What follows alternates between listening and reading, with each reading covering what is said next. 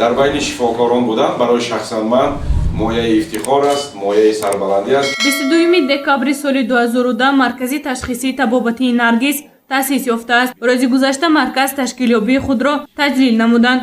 мутахассисони маркази ташхисии табобатии Наргиз толи 10 соли фаъолияташон ҳазорон нафар беморро шифо бахшиданд. мо якҷоя бо коллектив аҳли марказамон ба комёбии назаррас ноил гаштем. махсус кори мо дар он аст ки беморони табобат ёфта ба мо арзи миннатдорӣ баён мекунанд. албатта дар ҳамин ин пешравии саҳми табибон таҷрибаи мо кӯшиш мекунем ки сатҳи баланди хизматрасониро ба мардум расонем. духтурони бо таҷрибаи ин марказ бо мақсади ба беморон шифои комил бахшидан тамоми қувваи худро сарф менамояд. маркази ташхисии табобатии Наргиз аз ду шӯъбаи асаб ва шӯъбаи амрози даруна лазерӣ иборат мебошад. духтурони маркази мазкур зиёда аз 20 намуди бемориро муолиҷа менамоянд. табибон бемориҳои асаб, амрози дарунӣ, бемориҳои гулову бинӣ, бемории дил, диабети қанд, варикоз ва дигар бемориҳоро бо усули замонавӣ ва тариқи усули лазерӣ табобат мекунанд. инчунин дар маркази ташхисии табобатии Наргиз намудҳои сӯзандармонӣ, маҳси дастии курсӣ, ультразвук, магнитотерапия, кашиши гардан, лазермонӣ, ҷарроҳии гӯшу гулову бинӣ ва ҷарроҳии рагҳои хунгард ба роҳ монда шудааст. дар оянда марказ нақшаҳои зиёд дорад ва ҳар як кормандони марказ мекӯшанд барои ободони ин марказ кӯш карда истоданд. хайли ҳозир раиси ҷавонамо Рустамҷон номан муваффақият байон мекунам. баъди ондани ҳамино якро пешравиҳо шуд. худо хоҳад бо 10 солҳои зиёд ҳамамо ҳаминҷур хизмат расонем. солҳои аввали таъсисёбии маркази мазкур ҳамагӣ 2 нафар духтур ва 4 нафар ҳамшираҳои шафқат ба кор ҷалб шуда буданд. давоми 10 соли фаъолият теъдоди кормандон зиёд гардидааст. бояд қайд кард ки беморон аз тамоми ҷумҳурӣ барои муолиҷа ба маркази ташхисии табобатии Наргиз меоянд. рӯзҳои аввале ки мо ба кор шурӯъ намудем, мо ҳамагӣ 2 духтур будем, 2 ҳамшираи шафқат, якта оростакор. ҳамагӣ 5-6 нафар как будем халос. ҳозир шукри худо ки дар шӯъбаи мо зиёда аз 10 нафар духтур, ҳам асабшинос, ҳам духтури гӯшу гулӯи бинӣ, духтури сурдолуг, духтури гӯш ва духтури варикоз, терапевт фаъолият мебинем ки шумораи мо ба 10 расидааст. зиёда аз 10 нафар. ба ғайр аз ин ҳамаи коркунони мо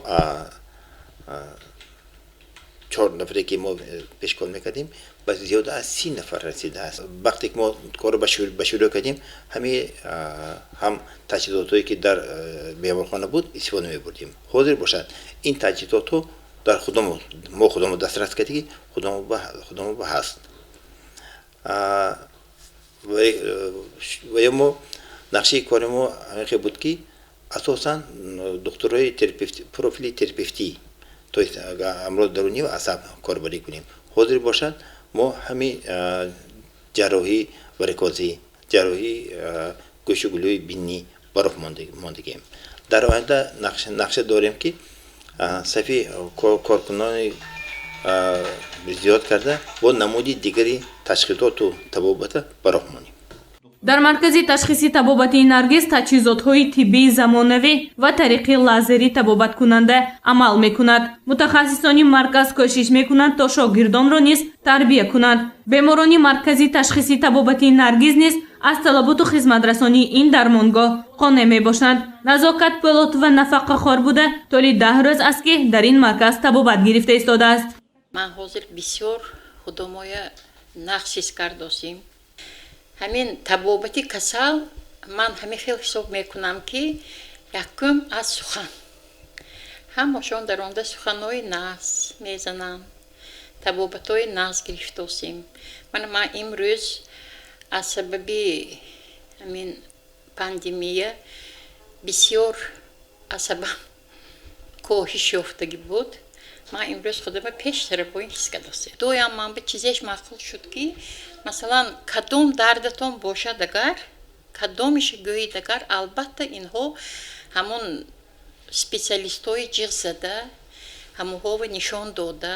Масалан, ман ҳозир инҷо барои асабҳо рафтам, локин диламам нишон дода леченика досям.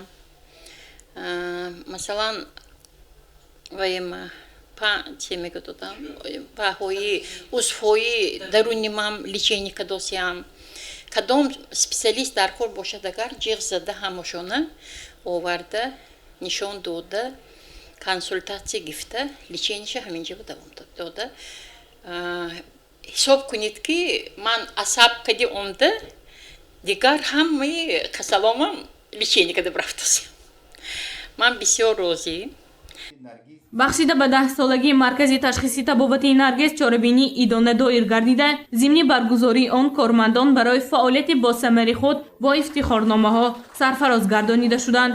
инчунин барои ҳамкорӣ ба ширкати телевизион ва радиои симои мустақили якум ва ширкати телевизион ва радиои азия аз ҷониби раёсати марказ сипоснома тақдим гардид. саҳми арзанда дар пешрафти фаъолияти 10 солаи ҷамъият сарфароз гардид ба телевизион ва радиои симои мусиқии якум. инчунин бояд қайд кард ки филиали маркази мазкур дар шаҳри душанбе низ фаъолият менамояд. маркази ташхиси табобати наргиз 10 солаҳои дигар ба мардум дар сатҳи баланд хизмат расонида кору фаъолияташро идома доданист. гузориши Ганҷина Олим ва Наимҷон Аюбов барои барномаи иттилоотии хабар.